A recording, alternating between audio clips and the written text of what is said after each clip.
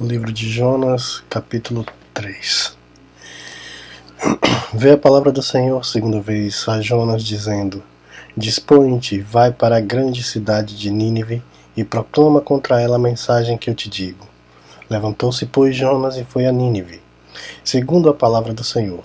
Ora, Nínive era uma cidade muito importante diante de Deus e de 3 dias para percorrê-la. Começou Jonas a percorrer a cidade no caminho de um dia, e pregava, e dizia: ainda 40 dias e Nínive será subvertida. Os ninivitas creram em Deus e proclamaram jejum, e vestiram-se de panos de saco, desde o maior até o menor. Chegou a notícia ao rei de Nínive, e ele levantou-se do seu trono, e tirou de si as vestes reais, e cobriu de pano de saco. E assentou-se sobre a cinza, e fez proclamar e divulgar em Nínive, por mandado do rei e dos seus grandes, nem homens, nem animais, nem bois, nem ovelhas, que provém coisa alguma, nem os leve ao pasto, nem bebam água, mas sejam cobertos de panos de saco, tanto os homens quanto os animais, e clamaram fortemente a Deus, e se converteram, cada um do seu mau caminho e da violência que há nas suas mãos. Quem sabe se voltará a Deus, se arrependerá e se apartará do furor da sua ira, de sorte que não pereçamos. Viu Deus que fizeram, como se converteram do mau caminho, e Deus se arrependeu do mal que tinha dito que faria e não fez.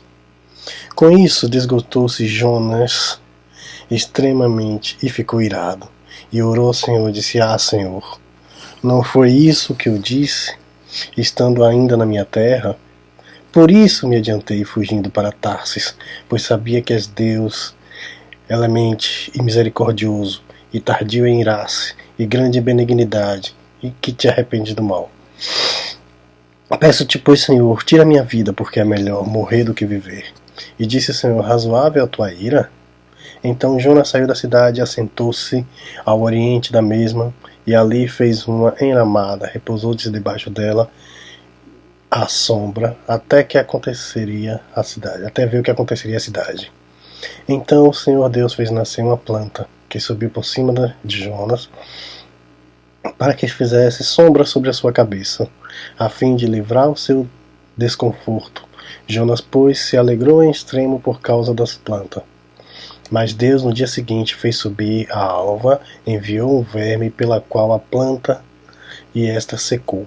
Feriu a planta e esta secou. Em nascendo o sol, Deus mandou o vento calmoso oriental.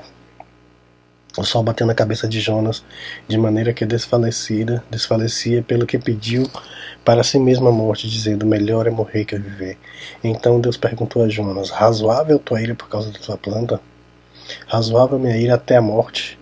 Tocou Deus de compaixão à planta, não te custou nenhum trabalho. Tu tens compaixão da planta, que não te custou nenhum trabalho, que não fizeste nascer, e nenhuma noite nasceu, e numa noite pereceu. Eu hei de ver compaixão à grande cidade de Nínive, que há mais de 120.000 pessoas, que não sabem discernir entre a mão direita e a mão esquerda, e também muitos animais. O livro de Jonas traz uma perspectiva bem interessante, no momento em que possamos compreender essa natureza humana em guardar a mágoa e rancores, ao ponto de pedir a ira de Deus, e no caso de Jonas, de evitar que Deus salvasse toda aquela população. Historicamente, os ninivitas eram os assírios, que era naquele momento em que Jonas escreve, ou que acontece a história de Jonas, um império que estava em ascensão. E os assírios eram conhecidos pela sua violência, pela sua maldade, pela sua truculência. Eles cometiam, quando dominavam o povo, as maiores atrocidades, e já haviam conquistado uma porção daquela região, e Israel sabia que seria a próxima vítima porque estava no caminho da conquista. Já haviam acontecido algumas incursões do exército assírio no Reino do Norte, de onde Jonas era, e provavelmente ou possivelmente, Jonas devia guardar alguma mágoa das maldades que os assírios fizeram àquela região. A história de Jonas traz essa perspectiva. Deus envia Jonas a Nínive para dar uma chance à cidade, para que aquela cidade não perecesse. Jonas percebe a bondade de Deus e, ao invés de ir para Nínive, pega um outro caminho e vai para Tarsis, pega um navio, que era a região mais extrema do mundo naquela época. Essa parte da história todo mundo já conhece, é quando vem a parte folclórica, que vem uma tempestade, Jonas está dormindo, tiram a sorte e acham que alguém está causando aquilo tudo. Quando Jonas confessa, ele é jogado ao mar. Vem um peixe, e talvez essa seja a parte mais lembrada de toda essa história do livro de Jonas, que é a questão do peixe que vem, engole Jonas, e Jonas passa 3 dias e 3 noites dentro da barriga do peixe.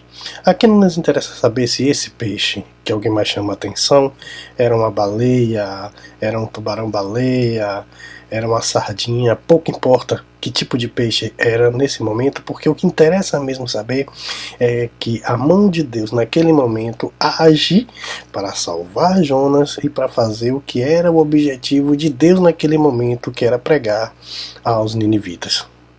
Jonas faz uma grande oração, é cuspido pelo peixe na praia e vai a Nínive para fazer a pregação. Ora, naqueles tempos, uma cidade de 120 mil pessoas era uma das maiores do mundo.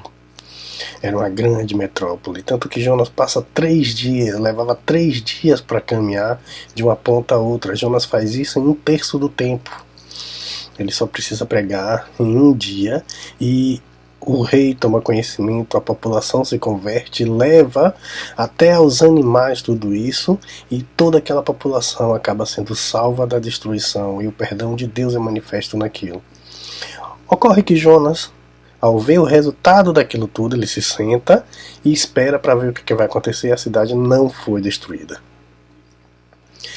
Jonas, ao invés de ficar alegre, ele se entristece, se enraivece e pede a sua própria morte, porque ele preferia morrer ao ver aquela população salva. E diz que sabia que Deus era misericordioso, e sabia que se fosse pregar e que se eles se arrependessem, que Deus não destruiria aquela cidade. Por isso ele não queria ir. E ainda com raiva, Jonas vai se descansar e Deus faz brotar uma planta. Em algumas traduções dizem que é uma boboreira e que cresce por cima da cabeça e faz sombra para Jonas. E de repente esse mesmo Deus manda um verme que fere a planta, e essa planta seca e morre. Ao acordar, Jonas fica furioso porque a plantinha dele morreu. E Deus faz a grande pergunta: você se revolta com uma planta que você não fez nada para que ela crescesse, nascesse ou crescesse ou morresse. Mas você fica triste porque 120 mil pessoas, mais os animais, não foram destruídos. O que vale mais nesse momento? A vida das pessoas ou a vida de uma plantinha que ele não fez nada para eles? Que lição prática nós podemos tomar disso? A primeira delas é que os planos de Deus, eles vão ser cumpridos, caso a gente queira ou não. Jonas sabe que o plano de Deus vai ser cumprido, Jonas sabe qual é o elemento, e Jonas não quer que esse plano de Deus seja cumprido, e para isso ele tenta até a morte. E quando faz o trabalho, ele faz talvez da maneira mais desinteressada possível para que aquilo não acontecesse mais. O plano de Deus tem que ser cumprido, e Deus queria que o plano fosse feito por Jonas. Deus escolhe aquele que ele vai colocar para fazer o seu plano. Dessa forma também nós devemos pensar que o lugar onde estamos naquele momento, gostando nós ou não de estar ali, também existe um plano de Deus para que seja manifesto a glória dele naquele lugar e naquele momento, e para aquelas pessoas, por mais que achemos que aquelas pessoas não mereçam estar ali ou receber as bênçãos de Deus. A segunda questão É sobre a mágoa que Jonas trazia, ao ponto de preferir que 120 mil pessoas morressem a se arrepender disso. O nosso orgulho, por vezes, impede de perceber que o perdão de Deus dado sobre os outros é o mesmo perdão que foi dado para nós. Nós somos divulgadores do Evangelho. Somos nós que devemos levar a palavra a toda criatura, independente do que vai acontecer com elas, porque isso não é trabalho nosso. Deus vai fazer isso. Mas, às vezes, nós temos um coração tão magoado, tão machucado, que preferimos que Deus castigue essas pessoas do que Deus traga o verdadeiro perdão, o verdadeiro arrependimento e a consciência para essas pessoas. A história de Jonas mostra também essa face de que, às vezes, o nosso desejo de vingança é tão grande que preferimos que Deus destrua aquelas pessoas e que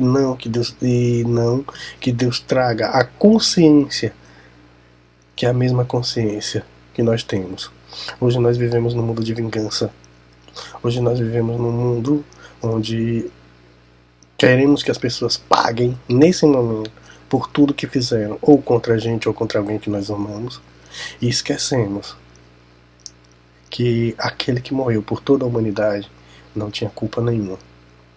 E se fosse pelo nosso projeto de justiça, o nosso conceito de justiça, nós também estaríamos condenados ao inferno. Que Deus dê uma boa semana a todos. Amém.